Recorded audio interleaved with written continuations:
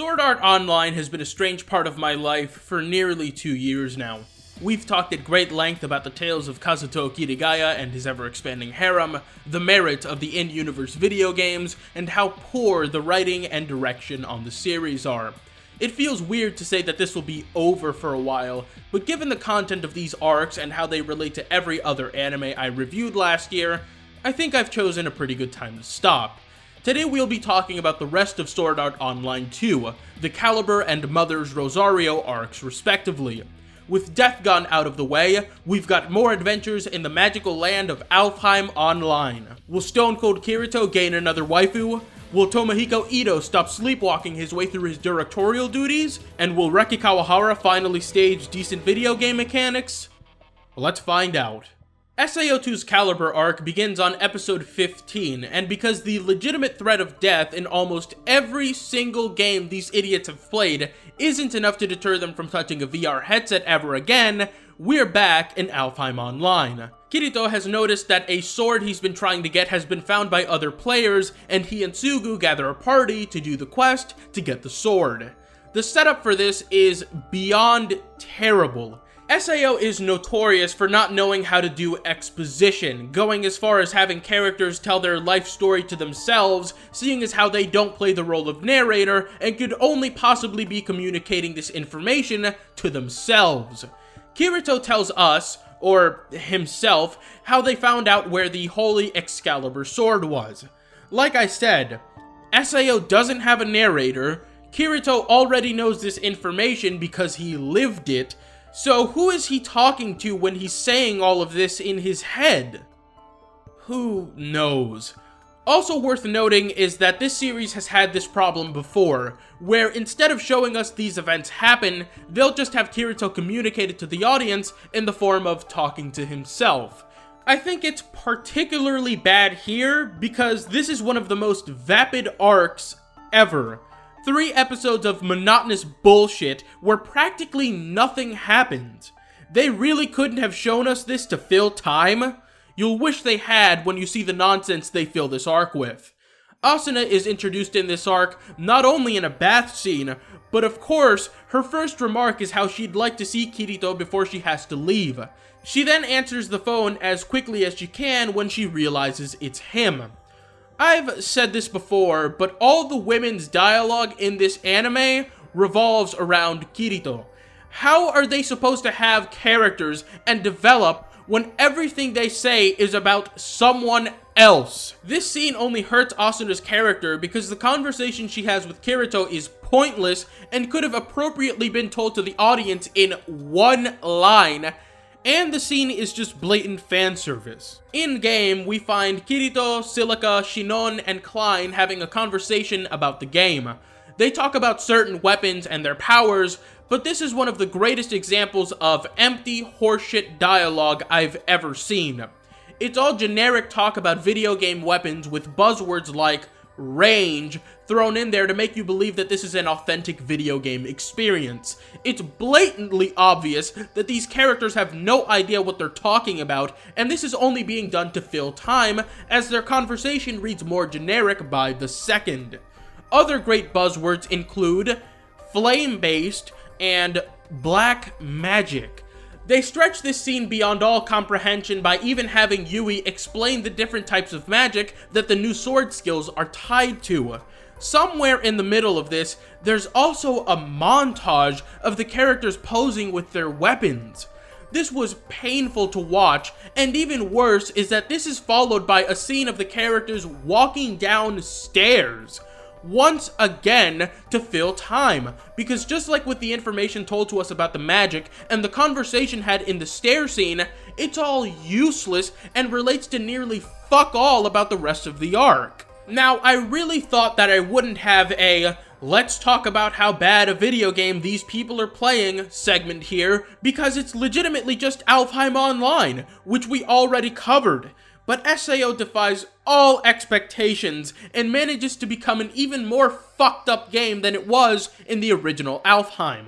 When they get to this area, Jotunheimer, they realize that evil beasts are killing off the native creatures, with other players joining in on the battles, as this appears to be the quest of this world. an NPC named appears to Kirito and gang and explains that Jotunheimer was once like Alfheim, a lush, beautiful land. But under Jotunheimer lies Niflheimer, a world of ice. Their leader, Therum, came to Jotunheimer and planted the Excalibur sword in the middle of the land, severing its connection to the world tree and casting Jotunheimer to the cold. No longer has the power to stop him, and Therum, along with his servants, are trying to kill all the inhabitants of Jotunheimer so they can elevate this world they've created all the way to Alfheim, which would destroy various towns and ultimately turn Alfheim itself into an Iceland as well. Kirito and everyone accept the quest from to stop Therum and are given a stone. When it turns all black, that means that has lost all her power and it's too late to stop Therum. Shinon wonders whether or not this is a normal quest, and given the implications of Alfheim being totally destroyed, Kirito questions it too. Yui theorizes that because Alfheim uses an exact copy of the same fully autonomous version of the Cardinal system that the original Sword Art Online used, it has created this quest and has gone as far as creating a total war from the Norse mythology this quest is based on, meaning that this war would entirely destroy the game's map, as the effects have already been seen in Jotunheimer. Yui says that because the Cardinal system in LAO has the access level necessary to destroy the world map, it's possible for it to do it. Further, Shinon asks whether or not it'd be possible to restore the world map using a backup from a server, but Yui says that it would only bring player data back, and not the actual map data. Let's talk about how fucking stupid this is. In concept, this is a really cool idea for an event. Imagine playing an MMORPG where for a special event, the entire map was covered in ice, and normal enemies were replaced by these ice enemies from a different world. It would definitely spice things up a bit, and the original quest would be pretty cool to play, as you could theoretically decide what role you want to end up having in fighting this war. But then, the event would end, and everything would go back to normal, and you'd have a great story to tell friends about how you and others got the Excalibur sword. That's not what's happening in this anime. Because Sword Art Online wants to have it both ways, in as much as it wants to exist in the real world, but have the stakes of a medieval drama, it comes up with contrived, absurd bullshit like this. You'd think after the Cardinal system went bonkers and ended up giving quests to players in the original SAO that were bullshit traps that ended in their actual deaths, that someone who worked on Alfheim would have downgraded most of its permissions, or, like Gun Gale Online and every other VR MMORPG, just used a different version of the system. But no, they're using the same version that has the potential to wipe out everything they spent time developing. Imagine that happening in the real world, where the devs have no control over the game and can't stop the system from deleting its own maps. What the fuck? Now, at one point, Klein tries to contact the developers to ask them if they know whether or not this is going on, but he can't reach them because it's not regular support hours. What? It should be noted that this entire setup and the stone they're given is indicative of a very large problem this series has, which we will talk about, so please don't forget this. When these dumb bastards get into the dungeon, the game kinda screws them over. It has them facing an enemy with very high physical resistance, so 7 players versus a single non-boss enemy is incredibly unbalanced. Klein says that he wishes someone on their team could use attack spells, which means that they didn't even consider this when originally agreeing to do this quest with Kirito, which makes them stupid. The enemy hits them with a shockwave attack and they're all stunned. We know it's a shockwave attack because Yui tells Kirito that. And this is the most game-breaking thing I've seen in this series. Yui tells Kirito that it's a shockwave attack. But how does she know this? And beyond that, this is cheating. They're just fucking cheating at this point by having someone tell them the attacks that are coming up. You can say that the occasion merits the sidestepping of the rules, but as you'll learn later on in this video, the occasion really means nothing. They eventually beat this ugly, visually uninspired enemy with lots of unnecessary yelling. Afterwards, there's even more empty video game talk about how Kirito can pseudo-dual wield now. To make a bloated story short, they meet Theorem and beat him. Yui helps a lot, which I still find pretty outrageous. Kirito comes face to face with Excalibur, which I had totally forgotten was the sword he used to fight Sugo in their final confrontation, and with the power of his cheerleading waifus, he gets the sword out. It's unfortunately too heavy to carry in his inventory until the quest is over, so he tosses it. But Shinon recovers it and gives it to him with, get this, the condition that he thinks of her whenever he uses it. That doesn't go over well with the rest of the harem. Because Theorem is dead, Jotunheimer goes back to normal. Kirito is given the sword for completing the quest, and with this idiotic conflict aside, the world goes back to being sunshine and rainbows. As an added bonus, the best girl, Agiel, makes a cameo at the very end. Overall, Calibur is garbage. It's padded out by nothing scenes with nothing dialogue. It's a 3-episode arc that, like with most SAO content, could have been scaled down significantly, possibly to even a single episode. I wondered if this arc existed in the light novel, and it does, which reminded me of the greatest tight Kubo meme ever, right canon, worse than filler. And while Bleach's Fullbring arc remains the pinnacle of filler tier diarrhea, Reki Kawahara's Calibur arc is now up there too. But we're not done yet, not even close. The remaining 7 episodes of SAO II are what's known as the Mother's Rosario arc. To me, this is unquestionably the best arc of the entire series. But not only does that not mean much, but as you'll soon learn, it's a frustrating thing to come to terms with. The arc begins with 3 days left on the characters' winter breaks. They fawn over Kirito because he's been working hard ever since he got back from Gun Gale Online. The next day, Asuna and Kirito are at Agiel's cafe, and they talk about their motivation for wanting to beat Sword Art Online. Agiel wanted to get back to his wife and the cafe they built. Kirito wanted to get home to Sugaha and his aunt. But when Asuna is asked about this, she says that she didn't really like her family. She says that it was Kirito who gave her a home, referring to the cabin they shared. The cabin was on floor 22 of Sword Art Online, and Agiel points out that there is a new update to Alfheim, which now includes New Aincrad, which will open up floor 22. There's a couple of problems with this scene alone. If memory serves, this is the first time Asuna ever mentions that she has a problem with her family. This is a conflict that lasts through the entire arc, and we're only finding out about this now?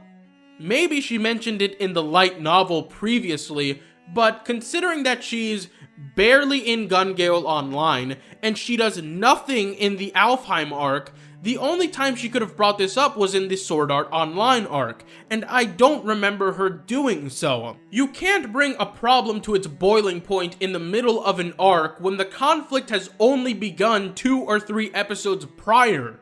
More on this later.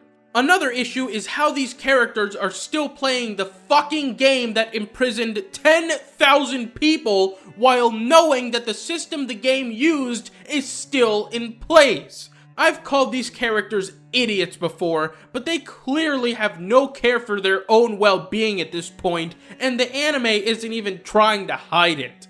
Finally, once again, Kirito is all Asuna seems to think about, and for the intent of this arc, in the context of Asuna's character, it probably wasn't the best idea to keep pushing that narrative. All the characters go fight the boss to unlock the other floors of New Aincrad so Asuna can buy that cabin again, and this scene is very odd. Putting aside how terrible this entire fight is, with the boss being so shit that he doesn't even have a face, and the god-awful direction where you can barely tell where the characters are in respect to the space provided, Asuna is actually the one who delivers the final blow on this thing. It's almost like they're trying to make another character important. And by the way, you remember how I said the game nearly coming to an end didn't justify Yui telling Kirito what attacks were coming from that one enemy in the Calibur arc? I said it was cheating, and it is. In this scene, Yui does it again. There's nothing life-threatening here. They're just fucking fighting a normal boss, and Yui is telling Kirito what attacks are coming up. Once this boss is beaten, they come up to the unlocked floors. Asuna buys the cabin again, and she, Yui, and Kirito go in. It's an emotional scene, and I'd be crying too if this wasn't so contrived and melodramatic. The rest of the episode is spent entirely on building up another character. There's a player named Zekken who challenges other players to fight them. Zekken wins every single time. The anime goes to great lengths to tell us that Zekken has beaten everyone, including Kirito. Yes, the god himself was beaten by Zekken, but don't worry, the anime points out that Kirito probably wasn't going all out like he would if he was fighting to the death. It's funny that even in this flashback of Kirito fighting Zekken, they show the entire harem cheering him on. During this fight, Kirito whispers something to Zekken, and he won't tell anyone else what it was. Although he did tell Lisbeth that if Zekken was in the original Sword Art Online, they'd have gotten the dual-wielding skill instead of him. Asuna is interested, so she says she'll fight Zekken the next day. She logs off and is late for dinner with her mother, which means that it's finally time to talk about one of the most interesting scenes in this entire series. I've said the direction on SAO is terrible before, and it largely is. Tomohiko Ito, who has directed every season and now famously Erased, seems to always be asleep at the wheel with this show.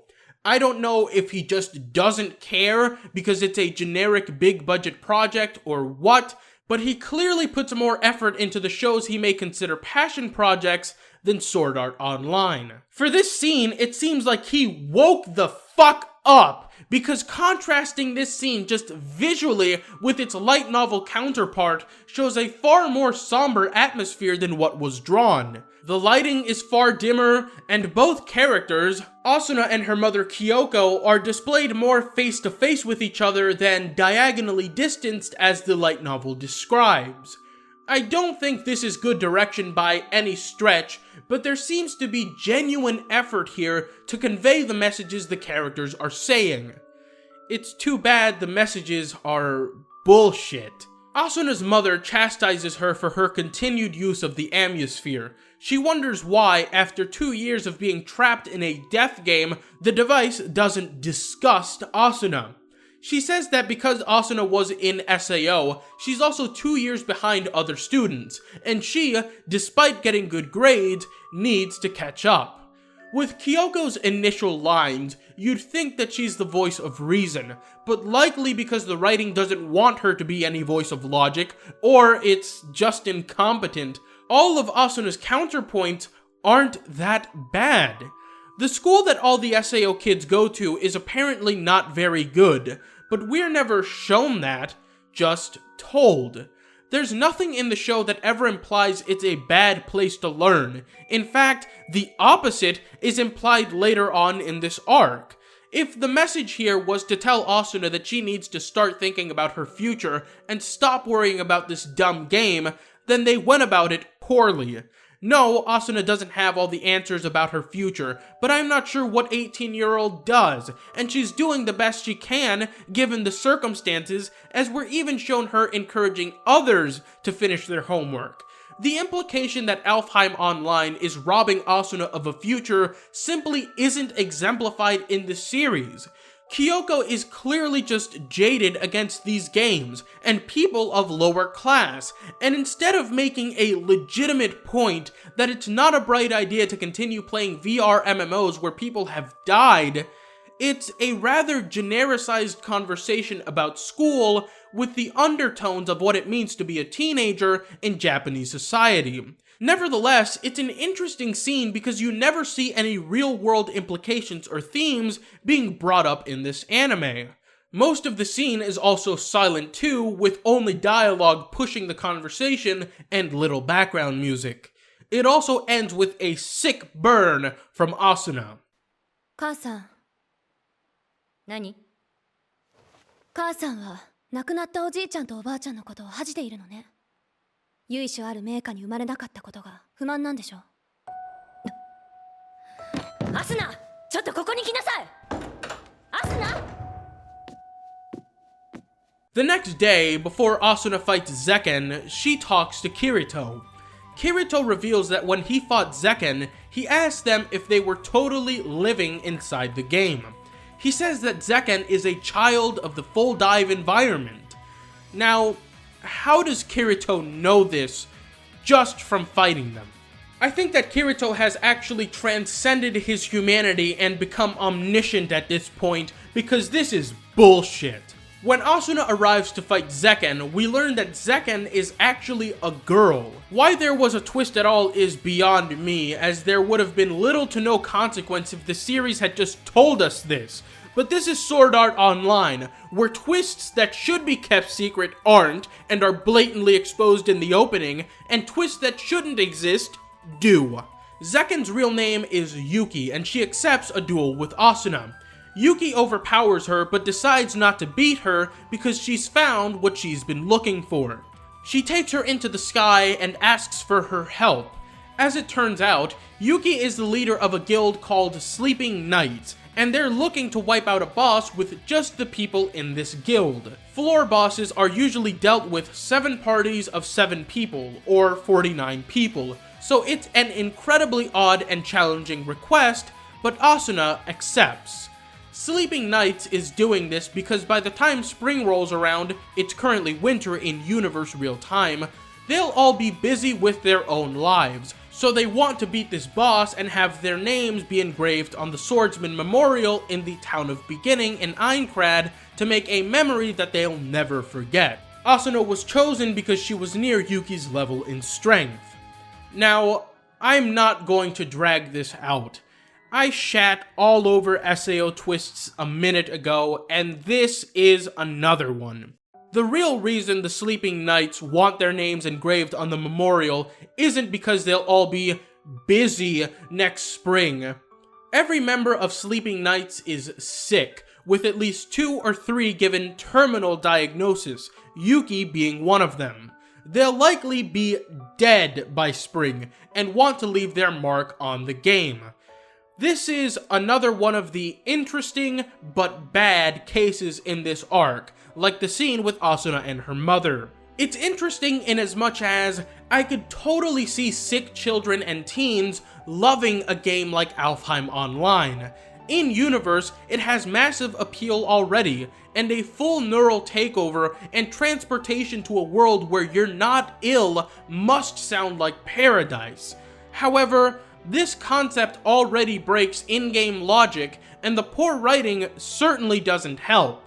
We've been over this in the last 2 reviews, but you can't introduce characters, give them backstory later on, and then kill them in the same episode. The same principle applies here.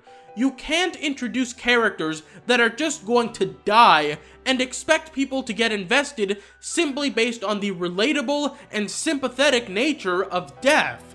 The anime never really expands on any of the Sleeping Knights except Yuki, but when it does expand on Yuki, it's pretty bad.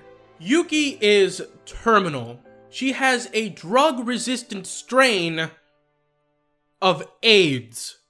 Her mother got a blood transfusion, but the blood was infected. This is just so dumb that I can't even begin to wrap my head around how someone could write this.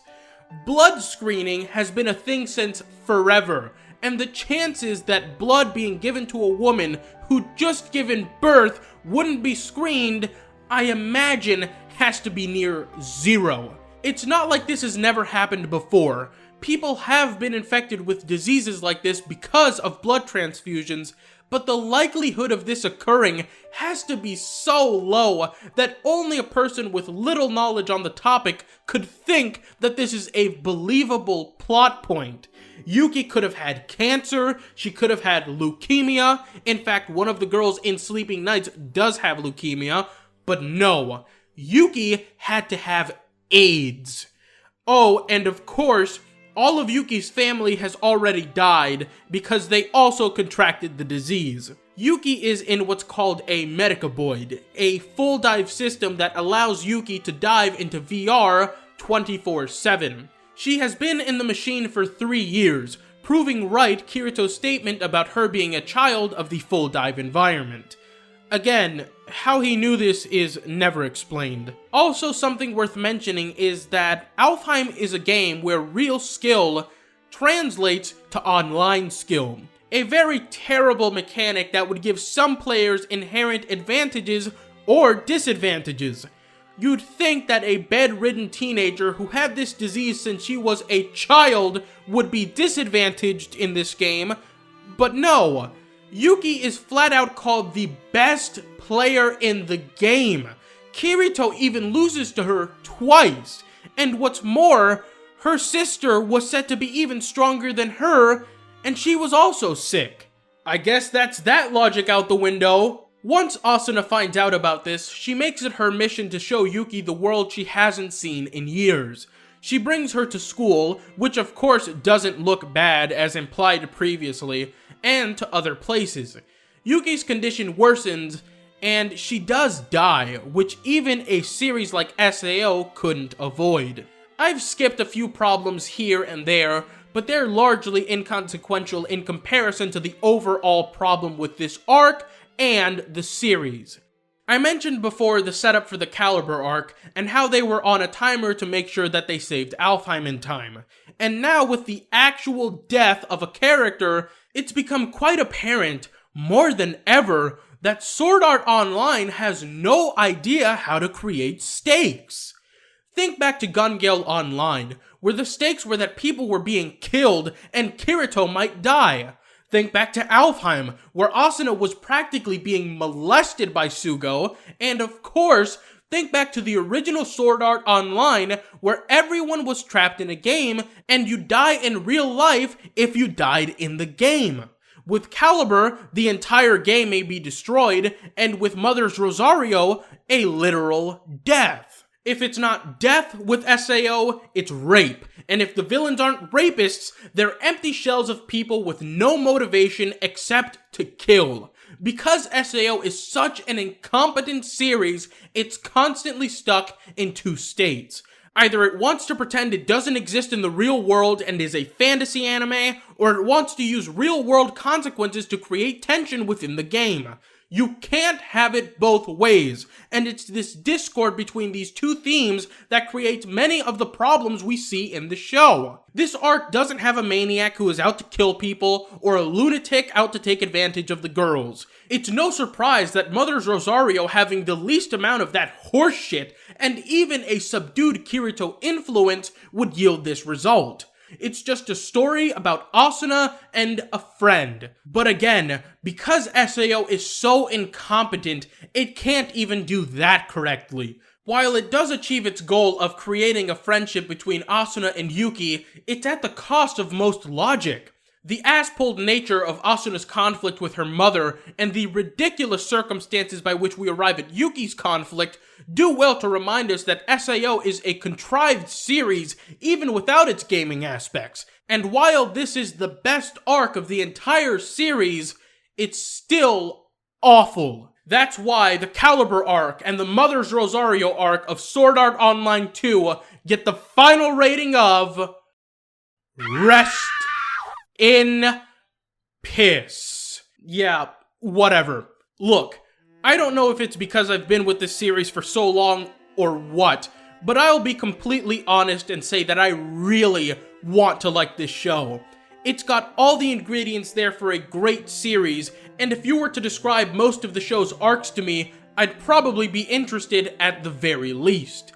This has never affected my critique, however. If I think something in the series is bullshit, and considering that this is the 4th of these videos, I think a lot in SAO is bullshit, I will call it out and talk about it. But something strange happened on December 15th, 2016. The world stood still because for 7 minutes and 32 seconds, Sword Art Online wasn't terrible. Yuki's death scene is easily the best scene this anime has produced. It's a straightforward look at her last moments without the sort of perversion or exploitation you'd see in a typical SAO episode. In a scene surrounded by every character I hated, I found something I liked. Something untouched by Reki Kawahara's inept writing. Something untouched by Tomohiko Ito's apathetic direction. And that really got me thinking.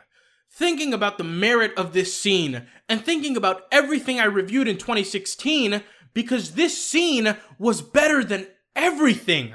Better than anything in Akame ga Kill, or Mirai Nikki, and especially better than anything in the Asterisk War. It also got me thinking about the general hypocrisy I see in the comment section of some of my videos. People will bandwagon and say that SAO is terrible and I'm right on the money, but my opinions on a show like Mirai Nikki are garbage and that SAO is the only series I got right. Now, don't get me wrong, criticism is purely contextual, but this complete lack of any acceptance of criticism for certain series, while at the same time lambasting a series that is popular to dislike, really bothers me. And this isn't just contained to my comments section. If you go to my anime list, you'll find that SAO is nowhere near the top 100 anime as ranked by its users. It's number 887, and SAO II, which I think is better than SAO, is 2,137. But what's this? Akame ga Kill is 778? Mirai Nikki is 477. I said at the beginning of this video that I'd chosen a good time to stop reviewing SAO. I won't be able to review the film until the DVD comes out, which will take months. But also, judging by the first page of Mal's top 100 anime, I've got bigger fish to fry.